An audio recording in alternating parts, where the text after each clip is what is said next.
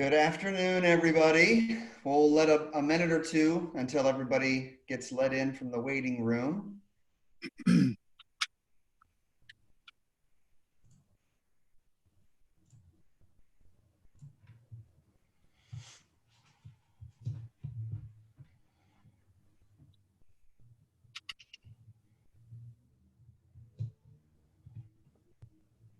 I'll wait one more minute until some more people are in.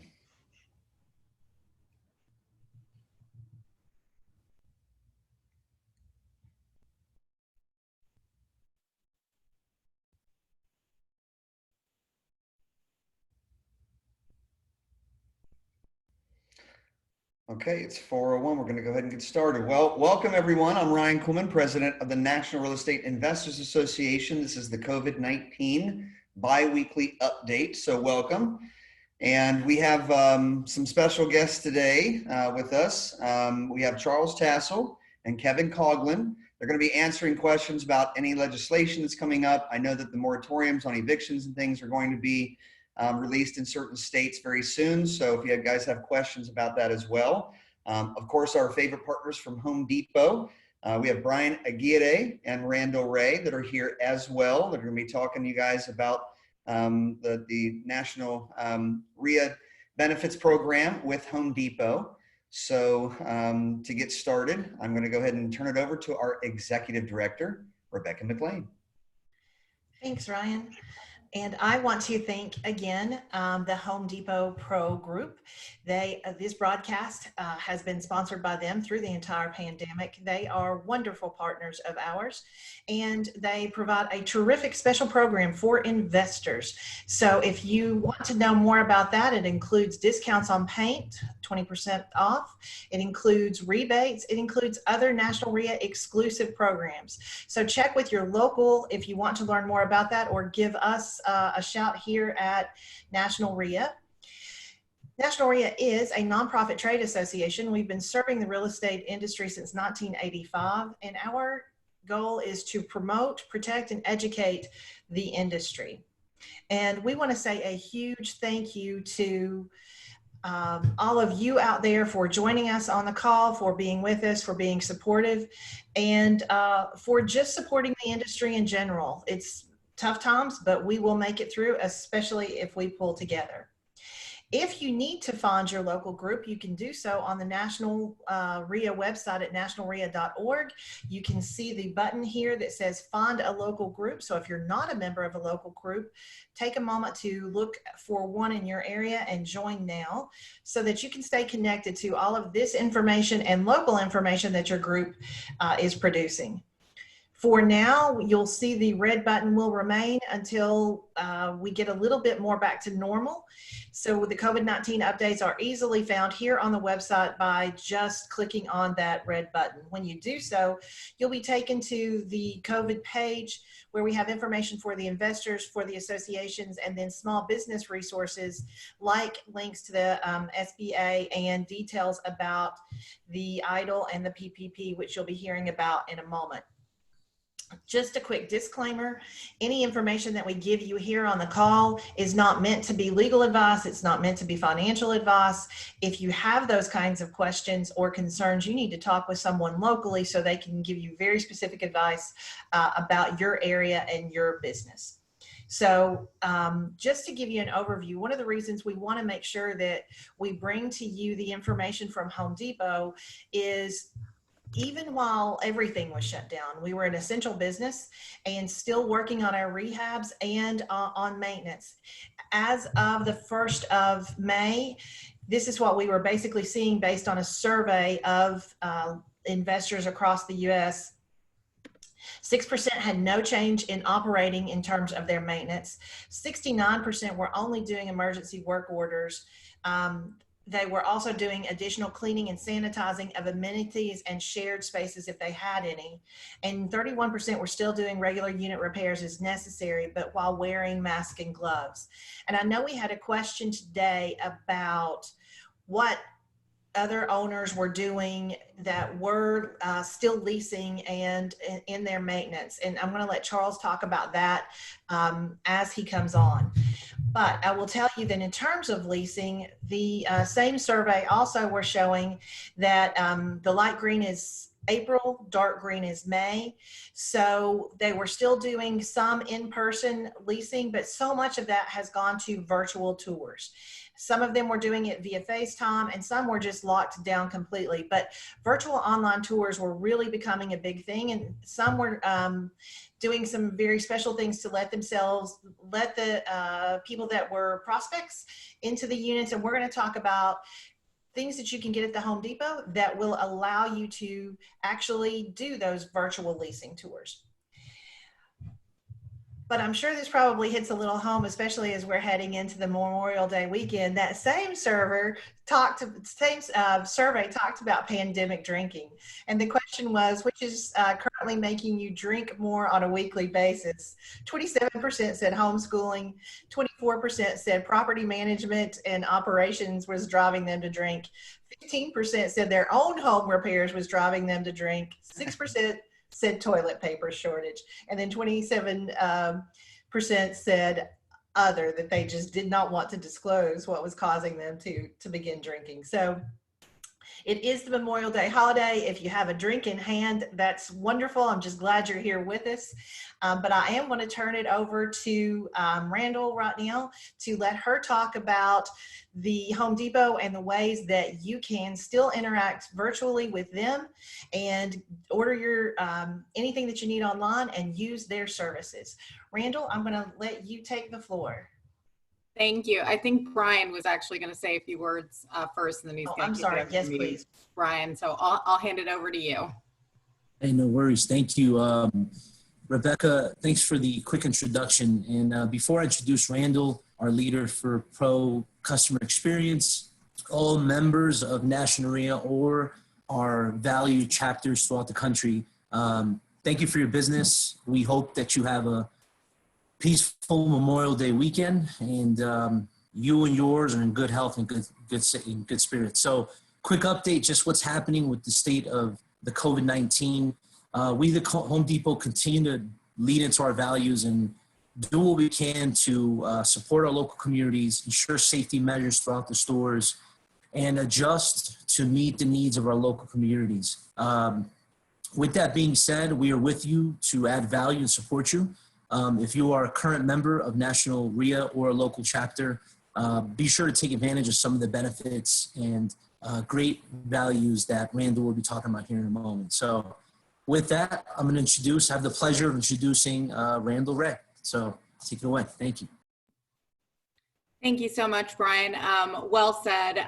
So I am a senior analyst on the Pro Customer Experience team.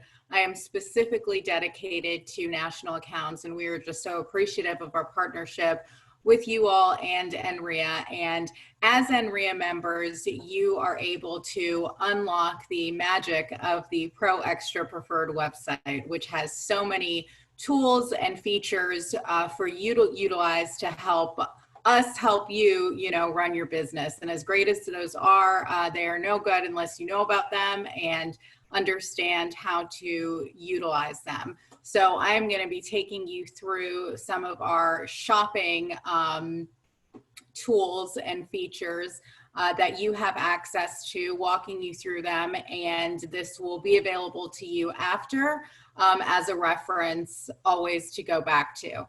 So shopping on our Pro Extra Preferred website. The first tool that we're going to talk about is the quick add option. This gives you the ability to order products faster by using codes directly to your cart. So whether you have the model number, the SKU number, or the internet number, you can go in your upper right-hand corner where it says quick add, click there and type it in, so you don't have to spend minutes, if not hours sometimes, searching and browsing all of the things that are on our website. Sometimes you just have that number and you want to get to it fast.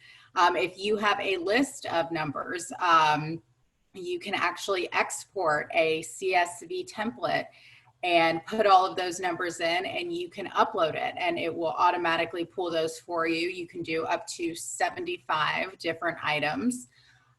So this is a really, really great tool to help you find things. Note that store special order SKU numbers and UPC numbers, unique product codes, those you cannot use in this quick add option. For that, you would just want to, you know, search the website as usual.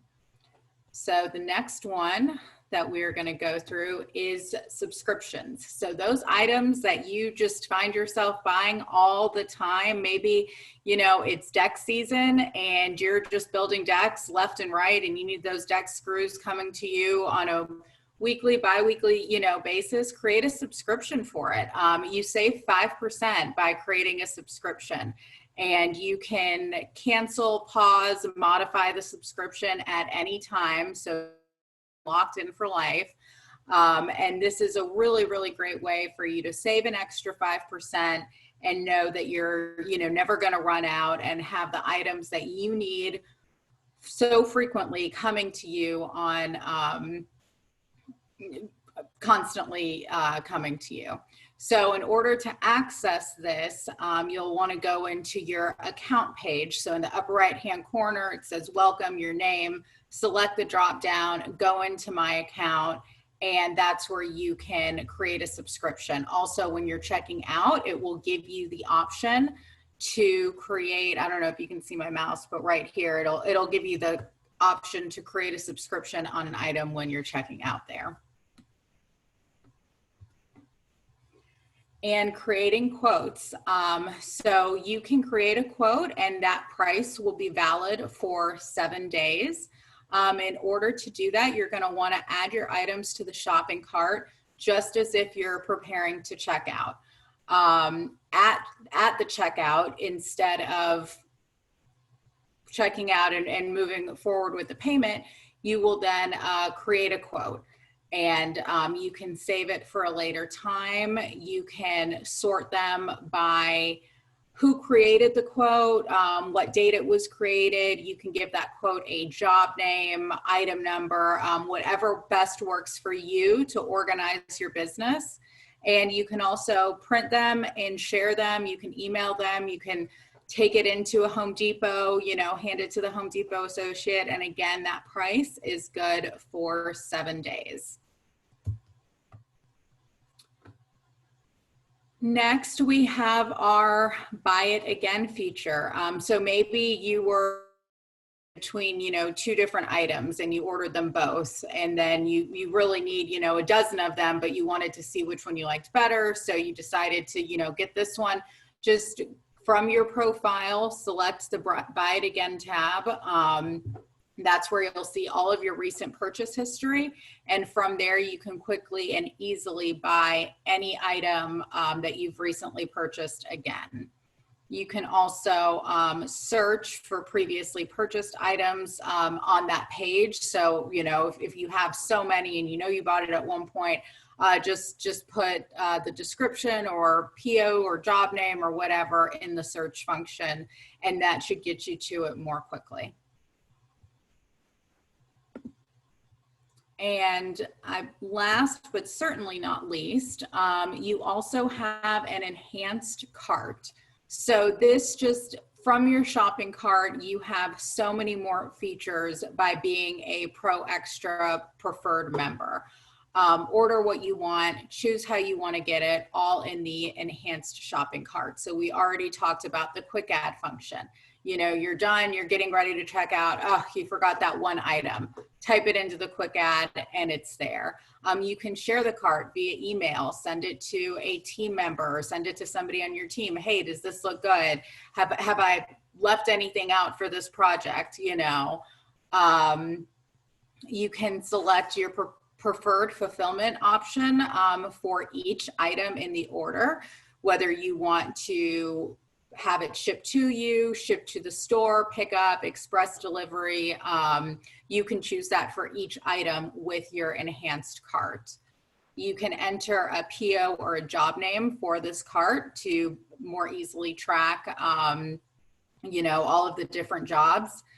Let's see, you can save the cart as a quote to lock it in again for up to 7 days. And then you can easily access your recently viewed products, sponsored products, and products purchased by other customers.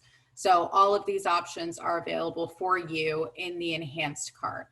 Like I said, this deck will be provided for you, but I also want to call out that in the upper left-hand corner in the Pro Extra Preferred site, there is a tab that says Explore Features.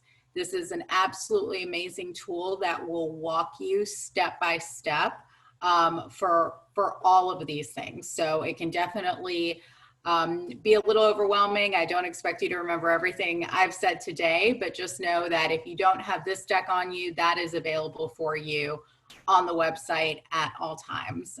So thank you so much for having me today, and I will turn it back to Rebecca, and I hope everybody has a wonderful long weekend. Thanks, Randall. We really appreciate it. And just to remind everybody, we did part 1 of this 2 sessions ago, whatever that was, and it's available on the website, and we can send the deck by request if you didn't already get it with the first presentation email. Charles, let's take it back to you now. We had a couple questions that came in. If you could answer just right after the update on, kind of how people should be dealing with maintenance and leasing during this time as well. Okay. Thank you, Rebecca. Hello, everyone. A little different background in Diggs this time. Apologies, but when my mom cried because I hadn't seen her in so long for Easter and Mother's Day, as a good son, I got to go. So we're on the road and taking a break. So forgive the background on the Diggs here for a bit, but I want to touch base on a couple of things real quick. One is the House and the Senate are in a deadlock of sorts. The House has passed a $3 trillion deal. It is chock full of things. Depending on whether you like it or not, it's work or it's a great project. So that is out there for discussion. Recently, several senators, Republican senators that is, have started to push on Senator McConnell to move items forward and saying, we need this bill, we need something going forward. So there's definitely a dialogue, there's definitely discussion. It's going to be interesting to see where this goes.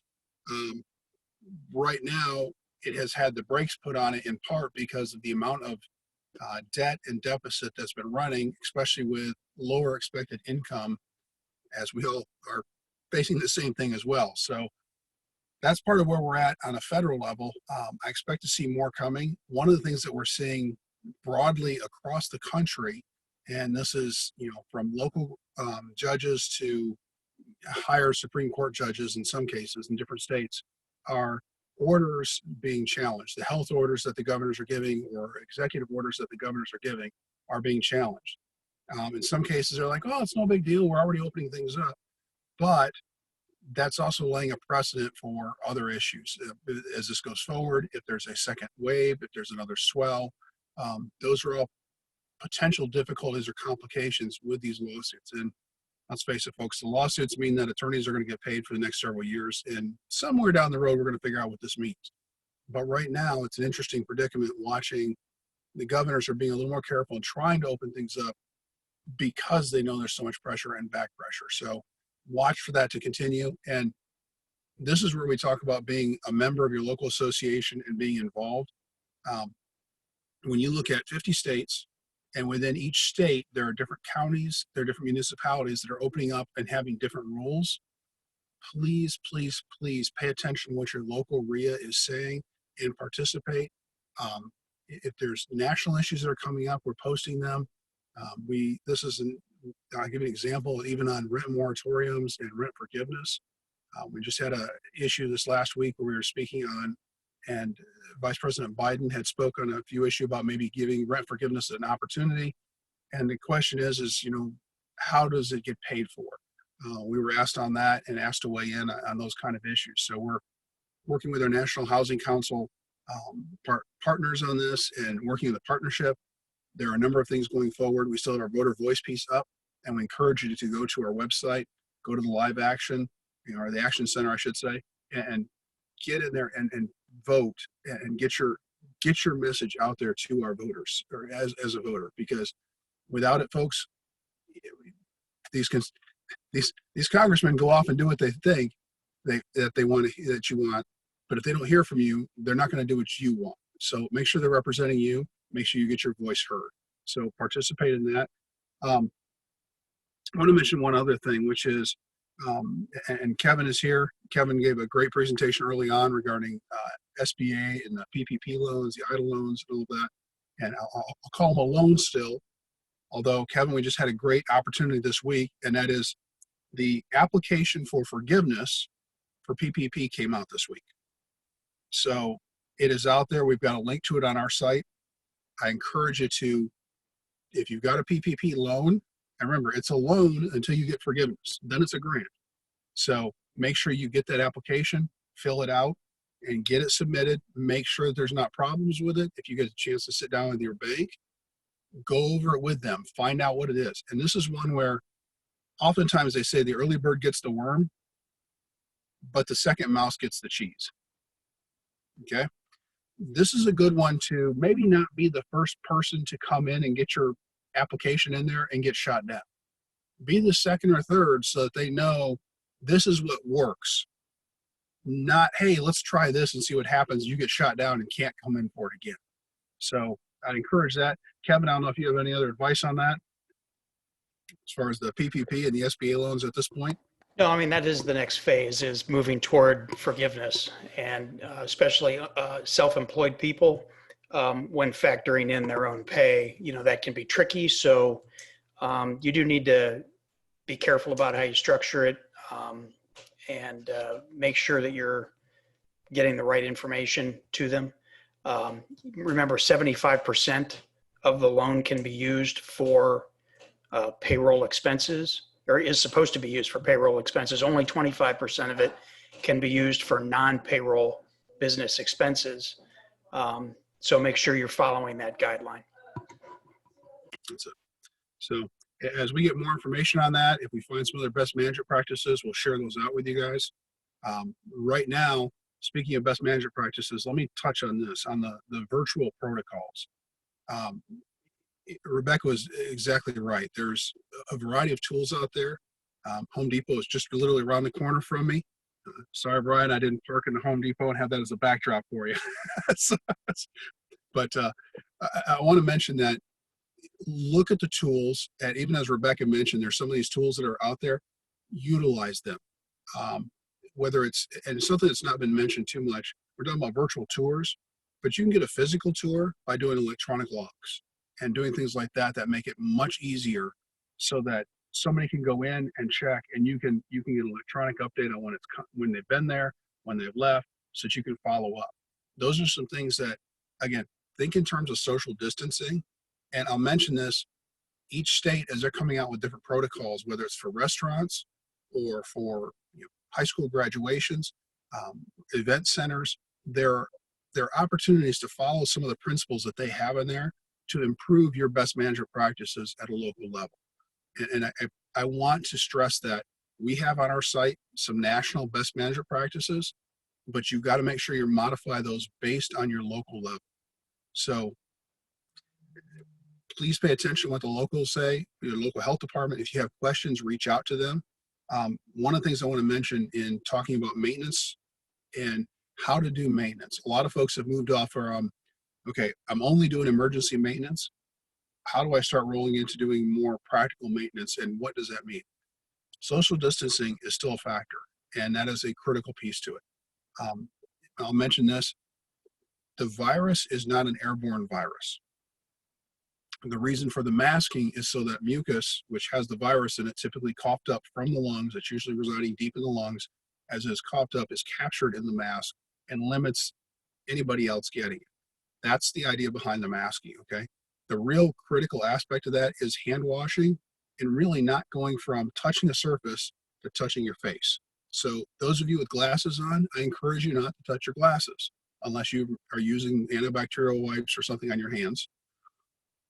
The other one is sometimes if you have a mask on, you're fidgeting with the mask, that's actually causing more problems. So remember those parts of it.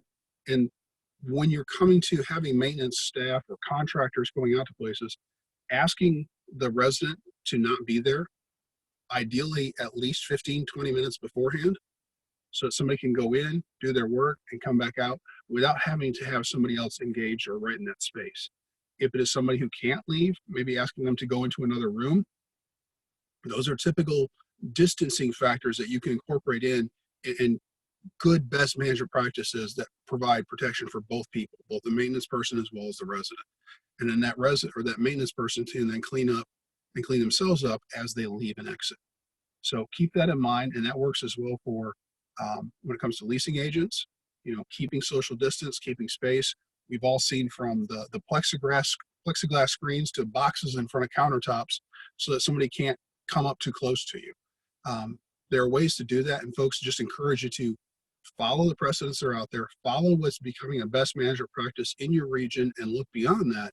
But make sure you're doing at least what's in your region, because that's what your health departments are going to be banking on to say, are you doing the right thing? They're going to be looking at what's regionally there that they're working from. If you can go above and beyond that, great.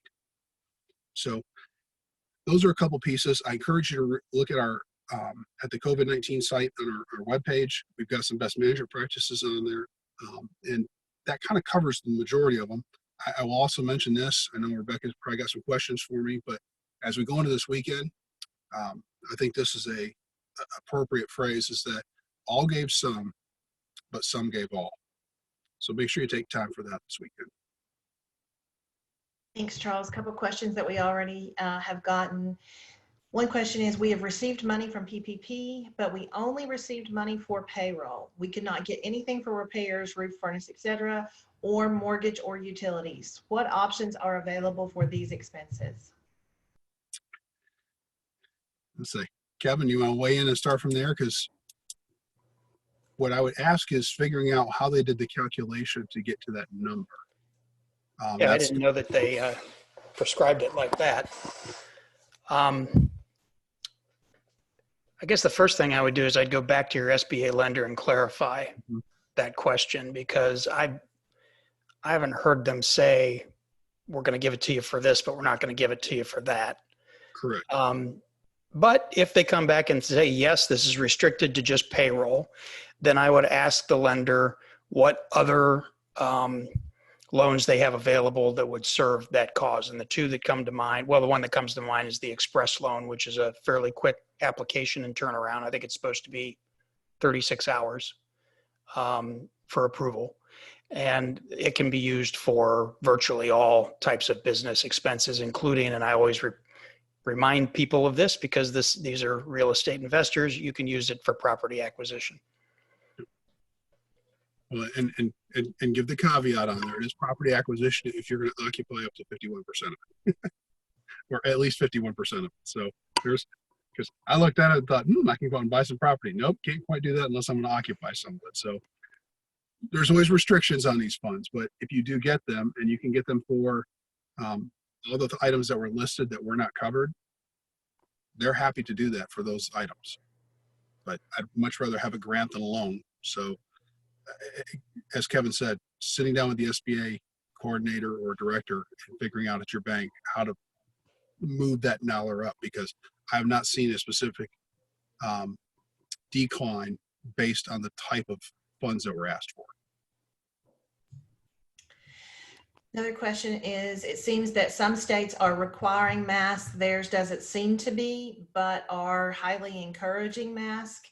Would you recommend for retail and or their property management business for leasing, would you recommend that they, because it is recommended, take that advice and make certain that all their employees, maintenance people, leasing agents are wearing mask, even though it is not required, just to limit their liability?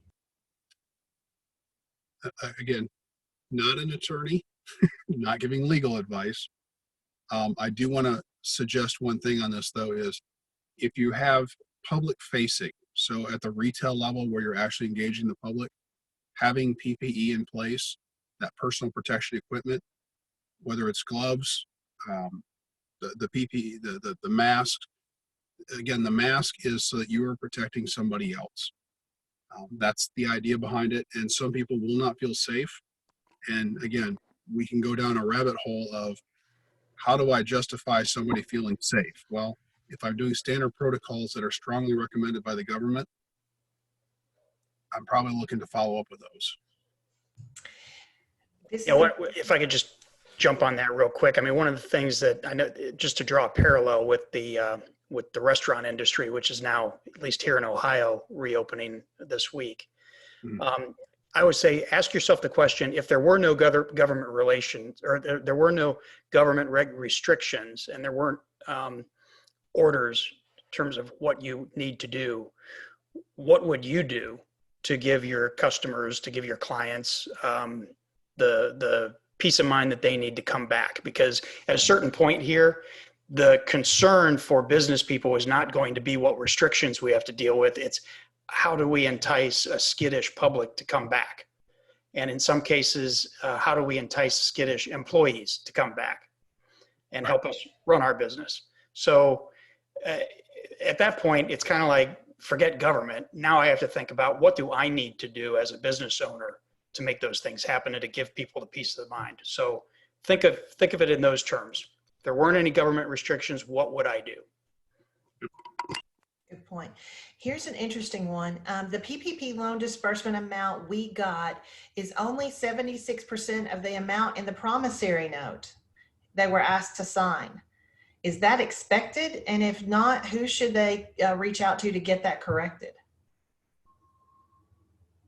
They're going to need to follow up with their SBA loan broker at the bank, because that the funds coming in and the note should match up. It's pretty straightforward on that. Another question: can the PPP be used 100% for salary? Yes. And I'm wondering if they're asking if it's their own salary. Yes. Okay. Okay. And let me, hey, Rebecca, let me give one caveat on that real quick. The one caveat is you can't pay salaries more than $100,000 a year. So you can pay up to $100,000 with the PPP, but not more than that. $100,000 a year per person. It's just that portion won't be forgiven. Right. Right. Another question is, what about insurance? They're asking if anybody has seen coverage from their liability policies during this time. And I mean, we can poll the group, but I have not seen coverage hold, because it's generally, force of God kind of thing. If it's not specifically covered, it means it's pretty much not in what I have seen in the past. What is the feeling of the group? I can tell you, I was on a couple of calls where that was a discussion item, and one person vowing, oh yes, I'm going to get funds from this, that my insurance company said that they were going to cover loss of business. And basically everybody on it said, send us the information. We'd like to see it. We'd like to see the check. And that has never been forthcoming in 3 weeks.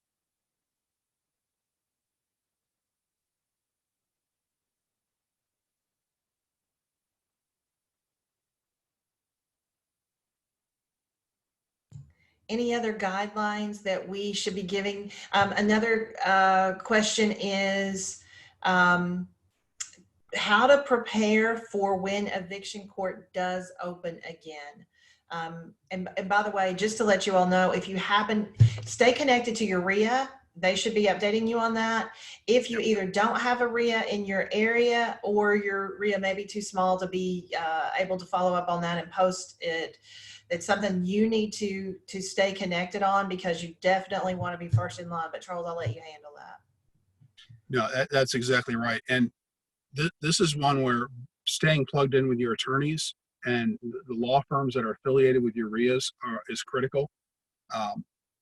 And part of the reason for that is each court is opening differently. Some courts have been open and doing teleconferencing. One of the things I've seen, which I am hopeful will continue, is a number of Supreme Courts are moving forward with doing much more teleconferencing. And what that means, one attorney made the comment, he said, instead of putting my tail in a car, driving 40 minutes, going through the whole process to get into court, having a 5-minute process with the judge to enter a motion, getting back out there into the car, all the way back to my office, and billing the client for that whole time. I'm now able to do a 10-minute conference call or telecall with them, and I'm only billing for 10 minutes, which means I can get a whole lot more done rather than wasting my time driving around places. Bless you. So that's one of the things that, that could, this crisis could end up pushing our whole judicial system and legal system kind of into the modern era, as it were, with computers and teleconferencing. So we're very hopeful on that. That's one of the things just to keep an eye out for. A couple of other quick questions. Are the idle loans now unavailable? And has anyone, they're polling the group on this call, has anyone received those funds yet? Yeah, idle loans have come and gone. I say, Kevin, unless you know of any other, they literally shut down that site, I think 2 weeks ago, because the money was gone. And they didn't refill it. Yeah. And then is PPP covering payroll for 2.5 months or just 8 weeks? And is it capped at 100K per month per employee for forgiveness? Well, it's 100K per year per employee for forgiveness. So it's on an 8-week time frame right now. There's discussion going on about extending it up to a 12-week period, but right now it's set at 8 weeks from the time that you get the loan. That's when the clock starts ticking. So that's what it's based on. Okay. And then can you go back over what PPP forgiveness is going to look like? There's no actual form for that, as I understand. It is just, it's part of the, oh, well, you cover that, please. Well, yeah, the application, the link to the application is on our site, and that application just came out this week. I haven't even gone through it myself yet. I know it's there. I saw it and forwarded it on to get it up on the site so people could start looking at it. I really encourage people, again, this is the second mouse gets the cheese. Document, document, document. Do not try to double dip. Having said that, one of the very interesting phrases that came out, and Kevin, I'm sure you heard this, was the IRS came out and said, if it's under $2 million that you receive, we're not going to be auditing you. Now, if you believe that, great. I personally do not believe that. So just be careful. Make sure you document all where the funds come from, where they're going, and so that you can show that the PPP funds were expended exactly as the restrictions are on that grant forgiveness. We were corrected. There is a PPP forgiveness form. It's 11 pages. Lori has a link to it in the toolbar. And Beth said that she actually got that form from her lender when she applied. So we've got it in the form, but when you apply, apparently the savvy lenders at least are giving it to you, or customer service friendly lenders are giving it to you at that point. I would encourage people to make sure that they're looking to make sure it's the up-to-date document for forgiveness. Okay. And then if they received a small amount in idle money in advance, should they adjust the PPP loan that they received? And if so, what's that process? So if you received a small amount of idle and no PPP, if it's under 10,000, it's just a grant. If you received idle funds, anything, usually they were under 10,000 no matter what, but if you received idle funds and then received PPP afterwards, whatever you received in idle is also added onto that PPP for a total dollar amount of their note. Yeah. And every bank is doing this differently. I just happened to be looking at an email that one of an entity that I'm involved with got from our bank, and they sent out a notification that the forgiveness phase has been opened. They gave a different link to the Department of Treasury for the application, but it's the same link that Lori has up here, or the same application that Lori has up here. They said that you do not have to fill it out now. You can provide this application at the end of the 8-week period if you want. So you don't have to jump on it now. As Charles said, there's no reward for doing this one first. They do make a point of saying that they are not the deciders on this. So that your SBA lender is not the decider on what gets forgiven. They're simply processing this through the SBA, and the SBA is going to be making, the Treasury and the SBA are going to be making the decisions on what will be forgiven. They also put a disclaimer in there that just like the loan program, there could be changes along the way. So, and again, I'll go back to my very first comment on our very first webcast that we had. When government is a big dumb idiot, and when government does things fast and too much and tries to do 20 years of policy in a weekend, they make mistakes and they don't cross all the T's and dot all the I's. So it's possible that the SBA could come back and say, well, this is the way it's working out and it's not what we intended, or it's something we can't handle. They may change something, and we may be back here reporting that change to you. Thank you, Senator. That was a great reminder. So, having had years at the state level, I appreciate your insight into that. Is that a technical description of big dumb idiot? So we've all had that pain. I'm a councilman and been there for 9 years, so I know exactly what you mean. You're like, why did you? So, folks, this is one that's going to keep changing. Kevin is exactly right. There's no reward for being first on this one. You want to see what the process is and get the rules in place, and make sure you're applying with ideally somebody who's been through the process already and succeeded. So hopefully you have built a very good banking relationship before now, and have the opportunity to use that now that you need it. Yep.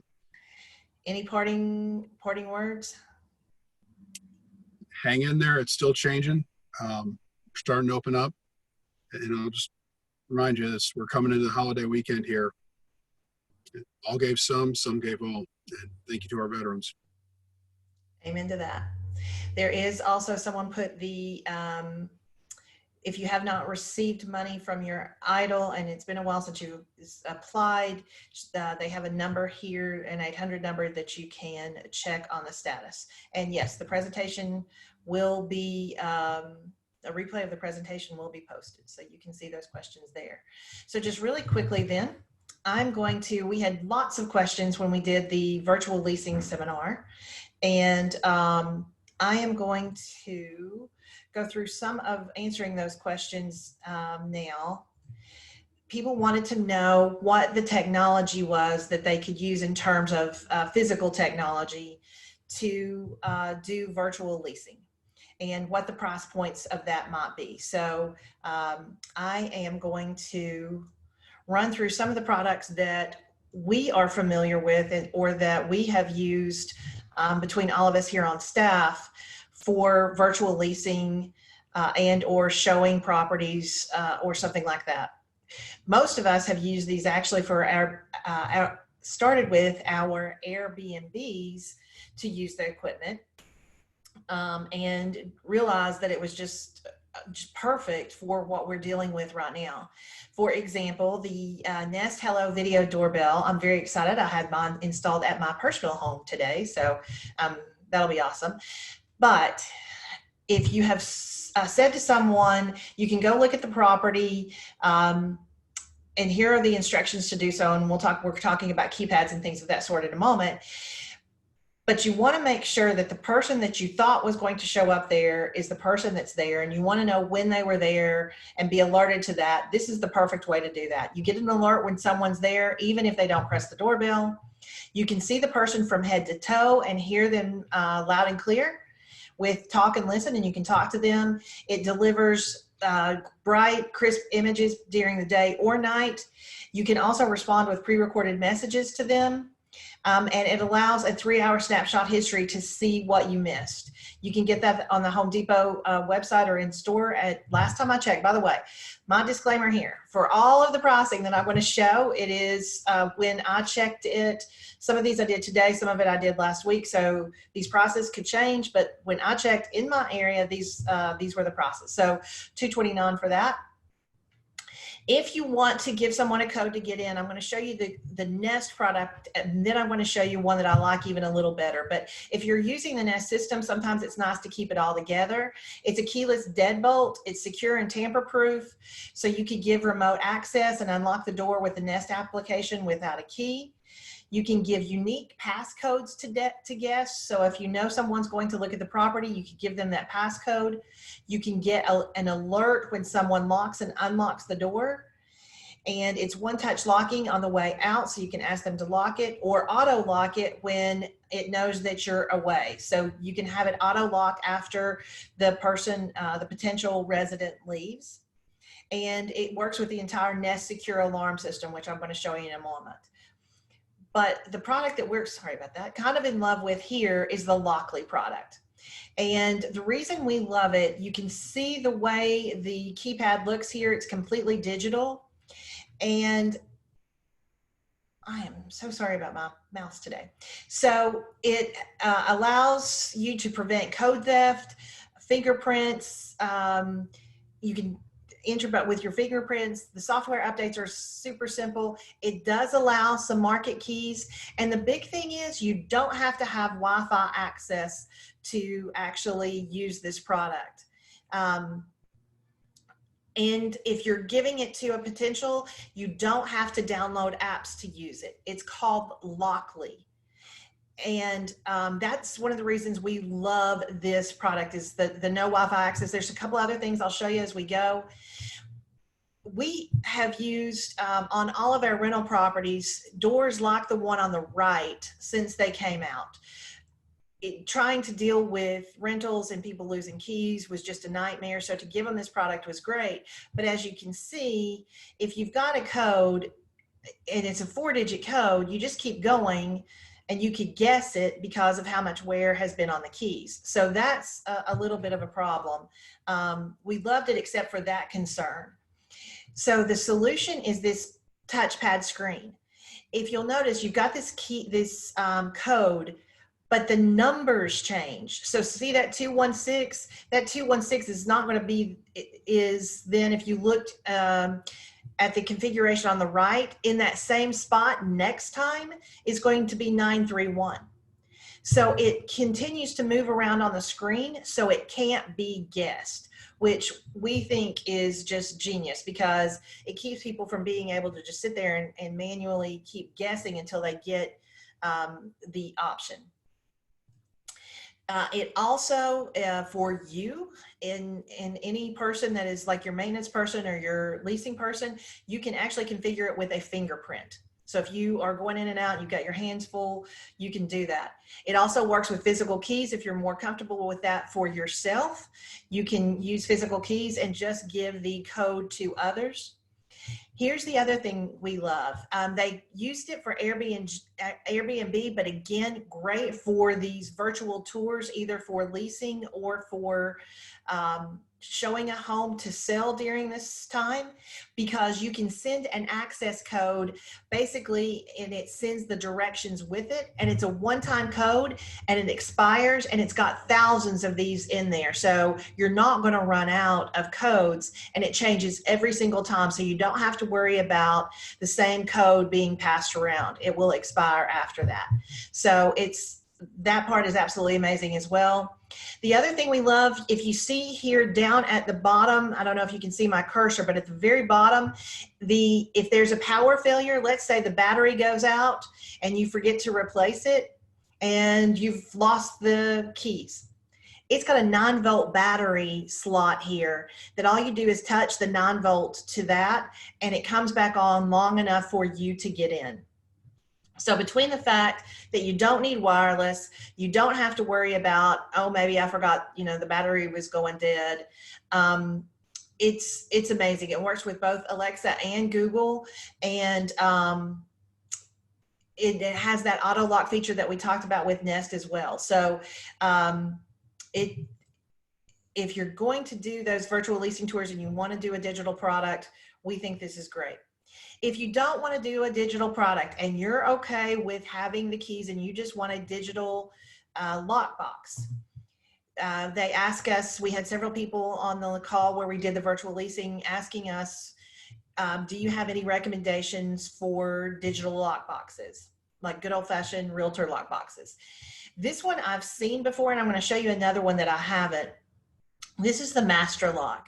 And it also has an app called Master Lock Vault that will get you into this lockbox. It's compatible with almost all smartphones via Bluetooth. So you can use your Bluetooth to open it. You can send the codes through there to open it and to get the keys out. It's big enough to hold if for any reason you have an access card along with keys. So let's say you've got a condo that you rent and you want people to be able to see both the condo that you're renting and the pool that goes with it, and the pool needs an access card. Both of those things can be stored in this lockbox. You can use the app to track usage so you can see who has been in there. It's a removable shackle, which is nice. You can give permanent access to your maintenance guys, but have just temporary access that you give for one-time codes to those that are coming and going. It's got a tamper alert, so you know if it's been tampered with, and low battery warnings. So it's really awesome. It's $115 for that product. Now, this product came up in our search. I have not used or seen this one. It's $128, but it has a lot of interesting upgrades to that. You can have profiles, you can monitor it. This one is Wi-Fi enabled. If you wanted to be able to see what's going on with this product all the time, it's Wi-Fi enabled. You can manage it anywhere using a device without downloading a new app. So looks very interesting, but this one I can't recommend because I have not actually used it. The other thing is people have written in to say, well, great, I like to let people in. I think that's a great idea to do a virtual leasing. However, what about the lights? What about now that we're heading into summer, air conditioning? And so two potential products for that. So this one for just $9.97, you can get this Philips Hue light bulb. There's also a product called GEC, that I'm not going to show you because I don't like it quite as well. I do have those in my home, but they tend to not be quite as reliable. And maybe it's because I've not done a firmware update with them. Other than that, I love them. It just falls off sometimes. But this will pair up to 50 lights if you use the bridge with it. It's only $9.97, and you can set timers on it, which you could do without even the smartphone. Well, you have to do it through the smartphone, through the app, but you can set it and forget it just for timers. But if you wanted to dim things, if you want to take control of the lighting while they're doing the walkthrough, you can certainly do that through your smart device. And you can control that anywhere in the world based on your smart device. And if you want to control the temperature, you can do that through the Google Nest product, Thermostat as well. The things next to the white things next to the thermostat are sensors. If you want to buy the whole kit, it's $299 with sensors. It's $199 without. The sensors, if you have a larger house and you want to make sure each part of it is going to be comfortable for the walkthrough, the sensors are nice for that. But we've used the Nest product and have none of those sensors and have had great results with it. Not only is it terrific to use for what we're talking about, but sheerly the product itself helps on savings. So if you're having to keep the air conditioning on during the summer while you have a vacancy, just being able to have that thermostat to program can save you money by itself. One of the things that came up is, well, I'm not comfortable leaving someone in my unit as a walkthrough without being able to see them. For that, we have the Nest Cam indoor security camera. A 3-pack is only $347. You can control it from anywhere. You can even see night vision. This is the picture here in the right-hand corner of the screen is what it looks like on your phone as you're viewing it. You can talk and listen through these as well. So you can talk to someone while they're in the room. Might be a little creepy, so you may want to warn them in advance. And if you turn this into an Airbnb later, please make sure you remove all indoor cameras. That's a huge no-no. But it's super easy to install. You can download the app. You don't have to have the hub to get this working. And you get those alerts on your phone with motion and sound alerts. So if you want to go that extra step, you can also see, you see the camera here on the right, but then you see these things. These are door and window opening sensors and motion sensors. So this pack is $348 for all of this. The Nest Guard is a simple keypad, built-in motion sensor, and loud alarm. The Nest Detect knows when the door or window opens and when someone enters a room. And the Nest Cam shows you what's happening on your phone 24/7. So excellent products if you're going to have someone in that unit and you want a little more comfort about seeing them while they're there and making sure that you can see that they have left. The outdoor product is the outdoor security camera, and you can see what it looks like on your phone here. They have a 2-pack for $238 in store. We're this is online as well. At the time that I downloaded this, they were having a sale, so we got those for our house as well. But this product is pretty awesome in that you can see people come to the property, you can see them coming in, and then you use the indoor to track them inside.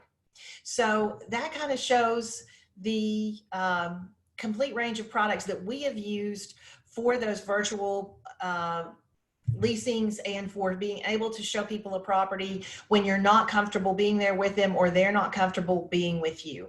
If you do go to the location, as Larry Goins said on his call, mask, booties, maybe even gloves are the thing to do. And you may use a combination of these products as well as being there, maybe meeting them in the driveway. And then having those indoor cameras is not just to see them, but you can communicate and talk about the features of that property while they're there and give them a virtual tour, just as if you were right there telling them how fabulous it is and letting them experience it. All of these products are so easy to install. That's the other thing that we love about them is you're not, having to have a tech degree to be able to get these things to work. It's easy to use, easy to install, and terrific to use. Someone asked about recording for 30 days. You probably need an external device to get those recordings onto. I've not tried to download that long, but I'm sure the documentation would have that available for you. So you can just Google that question. I'm sure Google wants to answer its own questions about their tech things. So that should be easy to find. If you have any questions about it, we have used several of these. We'd love to answer those questions. So you can email us. We can get that to you. But for now, it's just, happy investing. Have a great Memorial Day weekend and stay safe. We'll see you back here in 2 weeks. Bye, everybody.